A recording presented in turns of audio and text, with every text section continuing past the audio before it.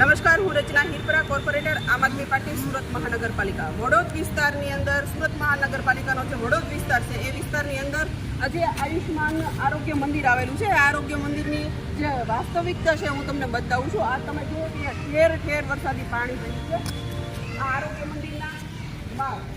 અને આગળ જઈએ અને જોઈએ તો હમણાં જ આપણે સોલિડ વેસ્ટમાં ભારતમાં પહેલો નંબર સુરત લઈએ એવું છે. તો સોલિડ વેસ્ટના નામે તમે જુઓ કે આરોગ્ય મંદિરની પાછળ ઠેર ઠેર જે આ કોર્પોરેશનની જગ્યા છે એ જગ્યામાં તમે જુઓ કચરો.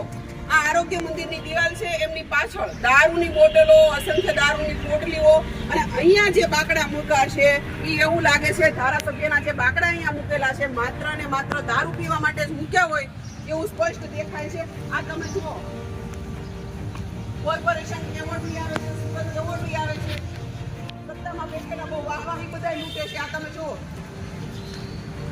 અહીંયા આરોગ્ય સેન્ટર છે, આરોગ્ય મંદિર છે તો બાજુમાં અને અહીંયા કચરો તમે જુઓ ને કેટલો દારૂ પીવાય છે. એનો મતલબ એવો કે અહીંયા દારૂ પીને બીમાર પડે એમને આરોગ્ય મંદિરમાં સારવાર લેવા માટે જવાનું. આ એવી જગ્યાએ બનાવેલું છે કે કોઈ સારો માણસ અહીંયા કોઈ સારવાર લેવા ન આવી શકે.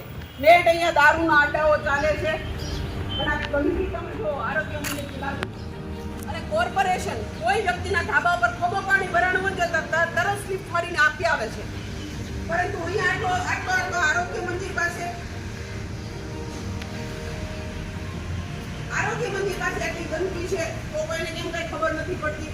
ખાસ કરીને સોલિડ વેસ્ટમાં પહેલો નંબર લઈ આવ્યા તો આ સોલિડ વેસ્ટ ક્યાં જો પરિસ્થિતિ તમે જુઓ કેવી પરિસ્થિતિ છે, કયા બેન્ચ ઉપર નંબર લઈ આવે છે. આ આરોગ્ય મંદિરની બાજુમાં જો આવું હોય તો આખા સુરતમાં તમે વિચાર કરો કે કેવી પરિસ્થિતિ હશે.